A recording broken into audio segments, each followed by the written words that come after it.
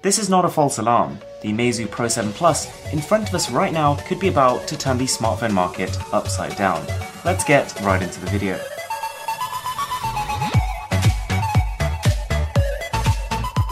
So this is a very special phone for quite a few different reasons. It actually has a secondary display on its rear, and when I show you what this allows you to do, you'll be truly amazed. It is also one of the most powerful smartphones around, being the first phone in the world to have the 10-core, 10nm Helio X30 and sporting 6GB of RAM. So in terms of the box itself, this has to be one of the most beautifully packaged smartphones we've ever seen. We've got a matte finished polycarbonate on the bottom, a glossy Meizu logo, and then the top has got this beautiful glossy finish as well. And the contrast really works here. We've got Pro 7 Plus and then Meizu design written right at the top. That is a truly stunning bit of packaging. Okay, so inside the box we have another box, isn't that fun? The smartphone itself is actually slotted in the side of this packaging, which is a pretty unconventional way to do things, and then we have the SIM ejector tool on top. So flipping the package onto its side, there's a little bit more to it than that. One larger box and one smaller box as expected. So let's take a look at the smaller one first. So in here we have instruction manual, we have another manual, and then we have the USB Type-C cable which charges it, along with an alien looking case. We've got a textured finish on the inside, and to be honest, this looks like no case we've ever seen before. Makes me even more curious to try the smartphone. Okay, so what do we have in the larger box? So, a charging adapter, pretty chunky one as well. This definitely has some nice weight to it. And right at the top we have nothing. Okay, there's nothing in that. That's interesting. So now that we've unboxed the phone, we're going to fast forward a few days and I'm going to tell you what I think about it. Let's get started. So the Meizu Pro 7 Plus retails for about $530, making it slightly cheaper than most flagship phones, but hardly budget. So let's start by talking about that secondary display.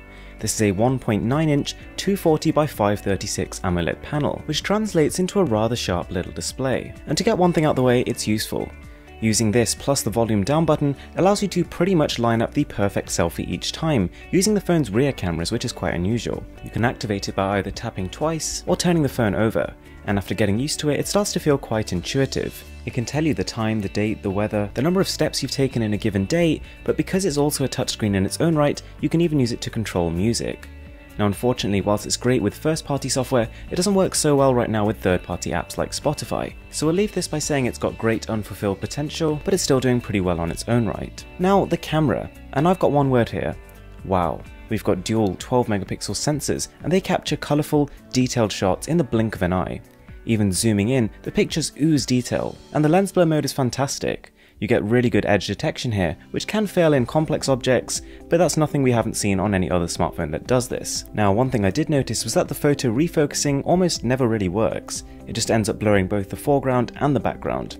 Having said that, for the purposes of creating some eye-melting bokeh, the dual cameras do a really good job. Now the front camera has a pretty impressive 16-megapixel sensor, which is great and it captures loads of detail, but it's a little bit confusing considering how much effort the company has gone to make you take selfies with the rear cameras. The 4K video captured on this thing is genuinely excellent.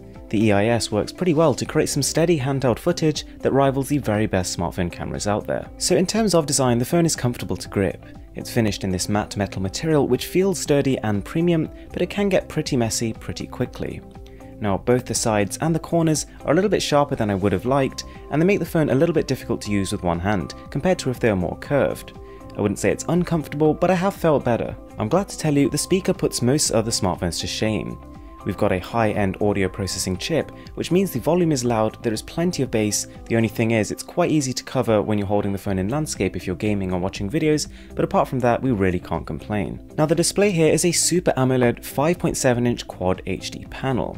It's bright enough to be viewed outdoors and has some pretty great viewing angles too. We've got some pretty chunky top and bottom bezels, but at least the sides have been trimmed down quite a bit. Now as you expect from this kind of display, colours really pop and the contrast is really good. So let's talk about this shiny new Helio X30. Now MediaTek claims this is about 30% faster than its last generation X20, and they pretty much hit the nail on the head there. So backed up by 6GB of the fastest mobile RAM available, we get an Antutu score of just under 120,000. Now that is hardly breaking any records and puts it on par with smartphones running last year's Snapdragon 820, which is good. considering this is a cheaper flagship than most, but at the same time, it really could be better. Having said that, the UI feels fast, it flies under your fingers, and Meizu has implemented some clever ways to make it even faster. For example, the home button actually doubles as a back button. Pressing it in can turn the screen off as well as turning it on, and we can actually use swipe gestures to initiate multitasking, which works pretty well. With a capacity of 3500 mAh, the battery should be good, but it ends up being about bang on average,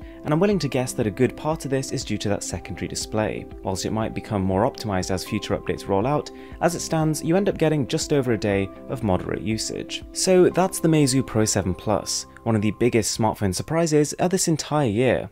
The second screen shows great promise, the dual camera is among the very best, and the audio quality is completely stellar. It's not packing quite the most powerful internals, but with most aspects of the phone, you'll be having too much fun to care. Thanks a lot for watching, I'm Mr. Who's the Boss, and I'll see you guys in the next one.